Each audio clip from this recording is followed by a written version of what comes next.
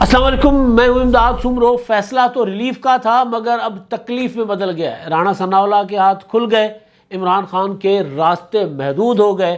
اب پارلیمنٹ میں، قومی اسمبلی میں واپسی کے بغیر عمران خان کے پاس کوئی چارہ نظر نہیں آ رہا۔ 25 مئی کو سپریم کورٹ آف پاکستان نے پی ٹی آئی کو جو ریلیف دیا تھا عمران خان صاحب کے لیے، جو اسلام آباد ہائی کورٹ بار ایسوسی ایشن نے درخواست دائر کی تھی کہ جی راستے بند کیے جا رہے ہیں، لانگ مارچ نہیں ہونے دیا جا رہا، سپریم کورٹ آف پاکستان نے اس درخواست پر فیصلہ دیا تھا، اور فیصلہ یہ تھا کہ عمران خان کے راستے کھول دیے جائیں اور بنیادی انسانی حقوق کی خلاف ورزی ہے راستے بند کرنا، احتجاج کیا جا سکتا ہے، لہٰذا احتجاج کا حق نہیں چھین سکتی حکومت، اس لیے راستے کھول دیں۔ اور عمران خان صاحب کو لیے کہا گیا تھا کہ جی آپ H9 پارک میں جہاں جو آپ مانگ رہے ہیں وہاں جا کر جلسہ کریں۔ تو اس فیصلے کے بعد مسلسل عدالت پر تنقید ہوتی رہی، تفصیلی فیصلہ آنا ابھی باقی تھا۔ اس فیصلے کی خلاف ورزی عمران خان صاحب نے کر دی۔ آپ کو یاد ہوگا کہ 25 مئی کو فیصلہ آتا ہے، عمران خان صاحب اسلام آباد پہنچتے ہیں، فیصلے کے مطابق H9 پارک جانا ہوتا ہے، عمران خان صاحب پہنچ جاتے ہیں ڈی چوک سے تھوڑا پیچھے، اور اپنے لوگوں کو کہتے جاتے ہیں اور آخری وقت تک کہتے ہیں کہ جس ڈی چوک پہنچے، آخری تقریر سے پہلے ہر تقریر میں کہتے ہیں ڈی چوک پہنچے۔ تو اس کو سمجھا گیا کہ عمران خان نے توہین عدالت کی ہے، عدالت کے فیصلے کی خلاف ورزی کی ہے، اور اس کے بعد حکومت اگلے دن توہین عدالت کی درخواست لے کر سپریم کورٹ پہنچی۔ تو سپریم کورٹ نے فوری طور پر تو توہین عدالت پر کارروائی کرنے سے انکار کر دیا، کہہ دیا توہین عدالت نہیں، عمران خان صاحب کو غلط، شاید عمران خان صاحب کو غلط بتایا گیا، یہ چیف جسٹس صاحب نے کہا۔ لیکن باقی معاملات پر فیصلہ آنا تھا، تو تفصیلی فیصلہ جو آیا تو اس میں لگ یہ رہا ہے کہ توہین عدالت کا معاملہ دوبارہ زندہ ہو رہا ہے۔ اکثریتی فیصلہ ہے، اور اکثریتی فیصلے میں 5 رکنی بینچ کا اکثریتی فیصلہ، اور اس میں جو ایک جج جو ہیں آفریدی صاحب، انہوں نے اختلافی نوٹ لکھا، یہی آفریدی صاحب نے، اور انہوں نے اپنے اختلافی نوٹ میں کہا کہ جی عمران خان صاحب نے توہین عدالت کی ہے، ان کے خلاف توہین عدالت کی کارروائی بنتی ہے، اور انہوں نے سفارش کی کہ جو کچھ سامنے نظر آ رہا تھا اس کے مطابق توہین عدالت کی کارروائی عمران خان صاحب پر بنتی ہے، لہذا کارروائی کی جائے۔ لیکن باقی جج صاحبان نے جو اکثریتی فیصلہ جو chief justice of Pakistan Umar Ata Bandial صاحب نے لکھا ہے، اس میں بھی عمران خان کی کہیں سے بچت مجھے نظر نہیں آ رہی، کیونکہ فیصلہ ہو چکا، اب فیصلے کا ہم، کیونکہ فیصلہ تو قانونی ہے لیکن اس کے اثرات سارے کے سارے وہ سیاسی ہیں۔ اب سیاسی اثرات جو ہیں وہ عمران خان صاحب پر مہلک ہیں اس فیصلے کے بھی۔ جو فیصلہ جس فیصلے کو لے کر عدلیہ پر مسلسل تنقید کی گئی، کہا گیا کہ جج صاحبان عمران خان صاحب کو ریلیف دینے کے لیے بیٹھے ہوئے، یہ بھی سوال اٹھا کہ جج صاحبان ایک پولیٹیکل اور انتظامی معاملے میں کیوں پڑھ رہے ہیں۔ عدالت نے خود کہا کہ جی ہم ثالث کے طور پر آئے ہیں، اب بھی فیصلے میں بھی لکھا ہے کہ ہم نے کوشش کی کہ دونوں فریقین کے درمیان ہم آہنگی پیدا ہو۔ مطلب اس پر بھی سوال اٹھایا گیا، قانونی ماہرین نے سوال اٹھایا کہ بھائی یہ عدالتوں کا کام ثالثی کروانا نہیں، عدالت نے تو اپنے قانون اور آئین کے مطابق فیصلہ دینا ہے، عدالت کا کام فریقین کے درمیان ہم آہنگی پیدا کرنا نہیں ہے، تو ان کو تو قانون اور آئین کے مطابق فیصلہ دینا چاہیے۔ لہٰذا لگا یہ سب کو سوائے میرے، میں گزارش پہلے بھی کر چکا ہوں، اب بھی کہہ رہا ہوں کہ وہ فیصلہ عمران خان صاحب کو ریلیف دینے کے لیے تھا یا جو بھی تھا، عدالت کا فیصلہ تھا، اس کو سمجھا گیا کہ عمران خان کو ریلیف دیا گیا۔ میں نے اس وقت بھی کہا تھا کہ یہ فیصلہ قانونی ہے لیکن پولیٹیکلی عمران خان صاحب کے لیے سب سے بڑی سیاسی خودکشی بنے گا یہ فیصلہ۔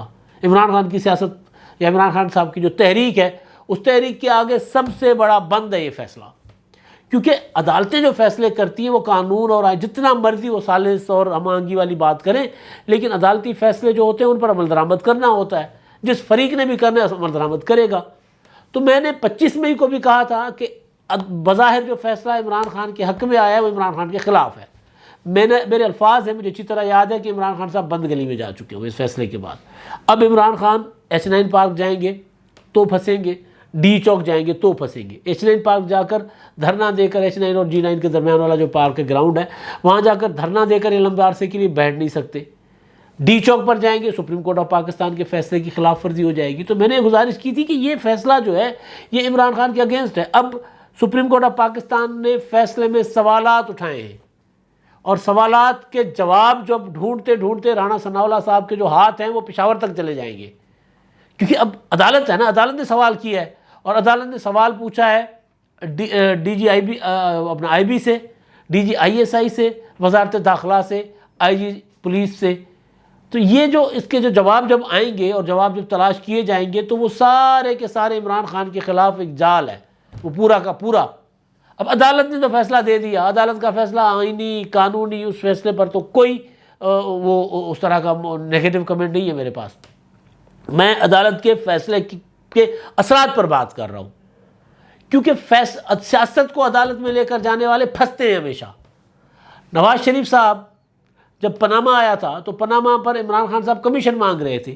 میاں نواز شریف صاحب کو پیپلز پارٹی نے ترلے کیے تھے، منتیں کی تھی کہ جی میاں صاحب پارلیمانی کمیشن بنائیں، پارلیمنٹ میں معاملہ لے آئیں. میاں صاحب نے کہا نہیں، میں عدالت میں جاؤں گا. میاں صاحب نے خود چیف جسٹس صاحب کو خط لکھا عدالتی کمیشن بنانے کے لیے، آپ کو یاد ہوگا. تو اس کے نتیجے میں پھر کیا ہوا تھا، سیاسی معاملہ عدالت میں لے گئے اور نواز شریف صاحب کو اس کا نقصان ہوا.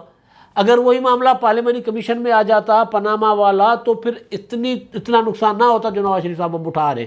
فیصلہ کرنے والے سوچ چکے ہوتے ہیں کہ جی ہم نے یہ فیصلہ کروانا ہے، اور پھر نظر آیا کہ انہوں نے فیصلہ کروایا تھا، لیکن معاملہ اس طرف جاتا ہی نہ پارلیمنٹ کے اندر ہوتا. تو پارلیمنٹ کے اندر آنے والا معاملہ عدالتیں پھر اتنا ظاہر اس پر اتنا اثر انداز نہیں ہو سکتی تھی. تو اب بھی یہ معاملہ جو تھا عمران خان صاحب کو جانے نہیں چاہیے تھا اپنا اس میں عدالت میں.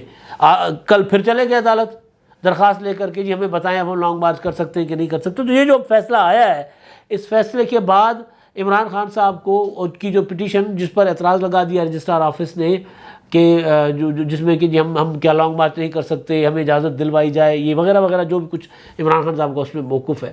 اس فیصلے کے بعد اب سمجھ آ رہا ہے کہ کیا ملے گا عمران خان صاحب کو، کچھ نہیں. اس کا مطلب ہے کہ تحریک کے راستے بند، کیونکہ عمران خان صاحب نے تو پورا کا پورا انحصار رکھا ہوا ہے سپریم کورٹ کے فیصلے پر، جو کہ آ چکا ہوا ورڈکٹ آ چکی سپریم کورٹ کی، اور وہ ورڈکٹ بھی ایسی کہ جس میں حکومت کے ہاتھ کھل گئے، عمران خان صاحب کے ہاتھ بند گئے. اب میں پڑھ کر سناتا ہوں پورا فیصلہ، پھر اس پر بات کرتے ہیں ساتھ ساتھ. تو وہ جو عمران خان صاحب اب جو سپریم کورٹ کی طرف جو دوسری پٹیشن لے کر گئے ہیں، اس کا فیصلہ بھی اس سے مختلف نہیں ہوگا. تو پھر تحریک کیسے چلائیں گے؟ یہی سوال میں مسلسل کرتا آ رہا ہوں کہ بھئی عدالت میں کیوں جا رہے ہو بھائی؟ عمران خان صاحب کو جو بندہ عدالت لے کر گیا ہوا ہے وہ عمران خان صاحب کی سیاسی جنازہ نکالنا چاہ رہا ہے وہ. اچھا، فیصلہ جو ہے 14 صفحات پر مشتمل ہے، اور چیف جسٹس جیسے میں نے پہلے بتایا کہ عمر عطا بدیال صاحب نے خود تحریر کیا ہے. اور فیصلے میں کہا گیا کہ تحریک انصاف کی قیادت اور مظاہرین نے احتجاج ختم کر دیا. لانگ مارچ کے ختم ہونے کے بعد تمام شاہراہوں کو کھول دیا گیا. آزادانہ نقل و حرکت میں کوئی رکاوٹ نہیں. درخواست دائر کرنے کا مقصد پورا ہو چکا. اسلام آباد ہائی کورٹ بار ایسوسی ایشن کی درخواست کو نمٹایا جاتا ہے. یہ تو تھا اس دن جو کچھ ہوا، اس کے بعد وہ نمٹانے کی جو ان کے کمنٹس تھے. اچھا، تحریری فیصلے کے مطابق عدالت عظمیٰ کو مایوسی ہوئی کہ عدالتی کوششوں کا احترام نہیں کیا گیا.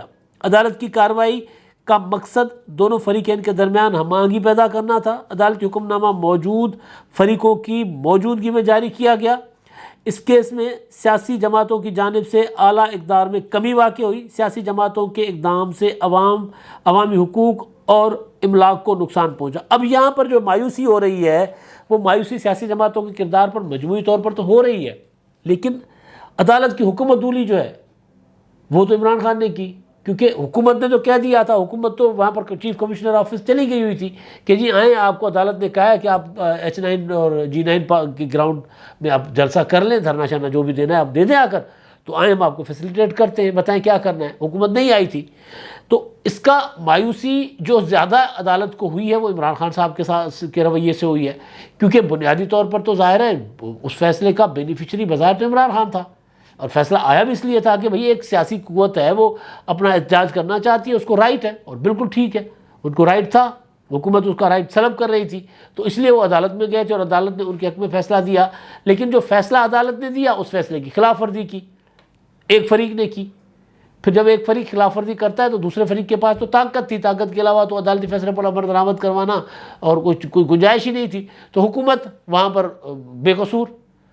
اب آگے جو ہوگا وہ رانا ثناء اللہ صاحب کریں گے جو ہاتھ کھلے ہوئے. آگے چل کر فیصلے میں کہا جاتا ہے کہ اٹارنی جنرل کے مطابق عمران خان نے پی ٹی آئی سپورٹرز کو ریڈ زون کے ڈی چوک پہنچنے کا کہا.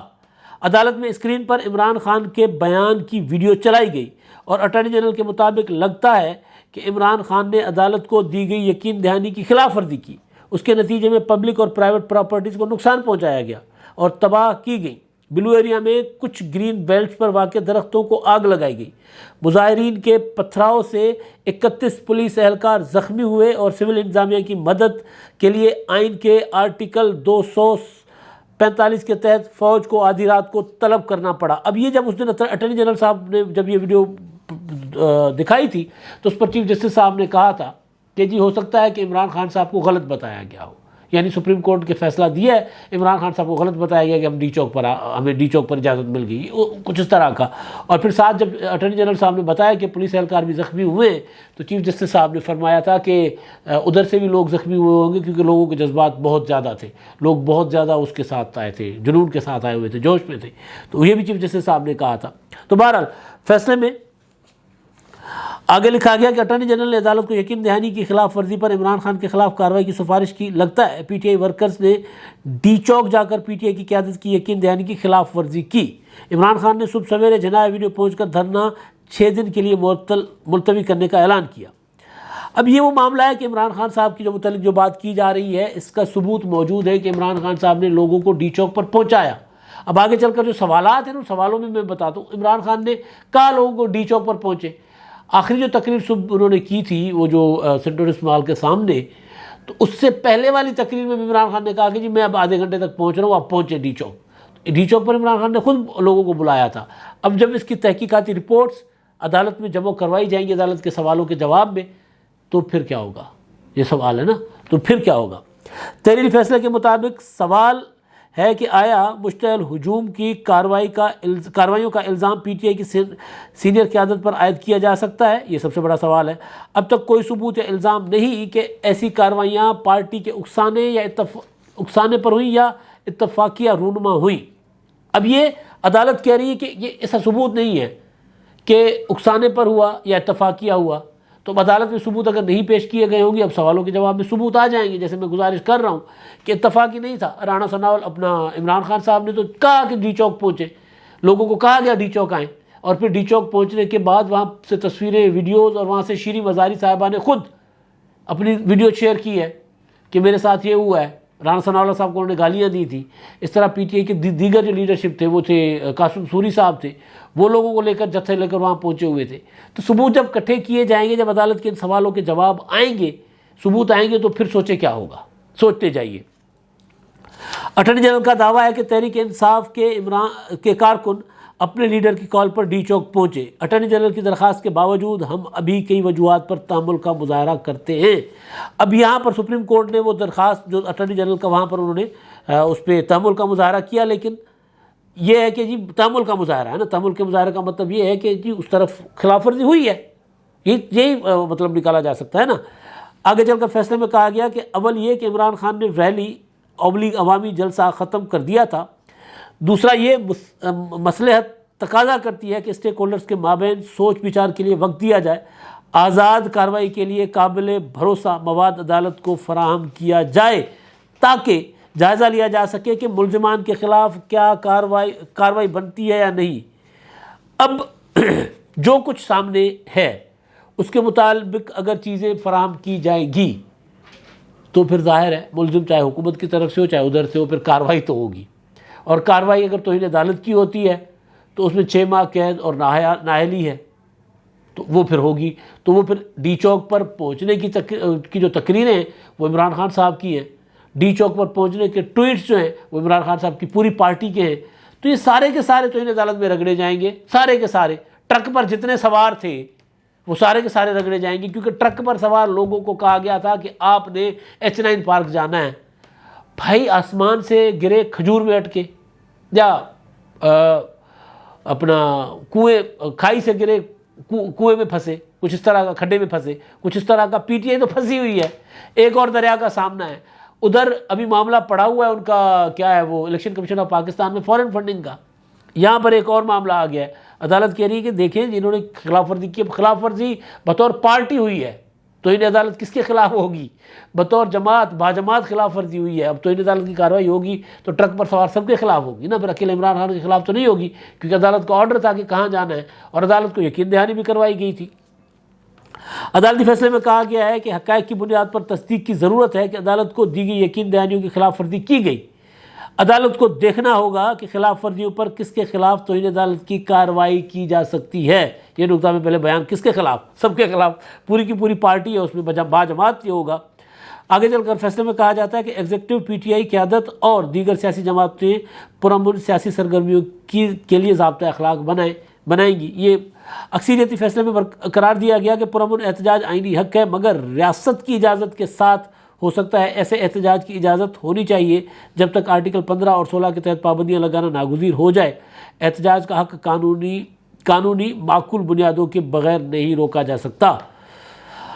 فیصلے میں آگے چل کر لکھا گیا کہ جی تحریک انصاف کی اعلیٰ قیادت کی یقین دہانیوں پر 25 مئی کو حکم جاری کیا گیا۔ حکم نے مظاہرین اور عوام کے حقوق اور ریاست کے فرائض میں توازن پیدا کیا۔ عدالت نے نیک نیتی سے توازن قائم کرنے کے لیے حکم دیا۔ بالکل ٹھیک، میں نے اس دن بھی کہا تھا کہ عدالت نے حکم جو جاری کیا وہ یہ کہ جی ایک پارٹی ہے جس کا حق ہے کہ وہ پروٹیسٹ کرے اور حکومت اس کے راستے میں رکاوٹ نہ ڈالے۔ حکومت کا فرض ہے کہ لوگوں کی جان مال کی حفاظت کرے اور لوگوں کی زندگی متاثر ہونے نہ دے۔ تو اس میں عدالت کے نے توازن پیدا کیا۔ توازن یہ تھا کہ آپ نے H9 اور G9 کے گراؤنڈ میں جا کر جلسہ کرنا ہے اور حکومت کو یہ کہا گیا کہ جی آپ نے رستے نہیں روکنے۔ یہ توازن تھا اور بہت خوبصورت فیصلہ تھا۔ اب مسئلہ یہ ہے کہ اس فیصلے پر عمل درآمد کر کے عمران خان کو سیاسی نقصان، خلاف ورزی کر کے عمران خان کو سیاسی نقصان۔ اب آگے